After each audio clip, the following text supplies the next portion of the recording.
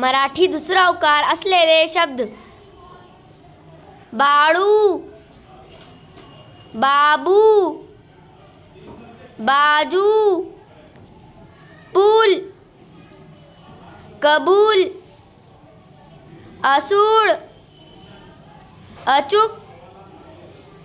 हळू, हसू, कडून, कापूर, कापूस, कुलूप,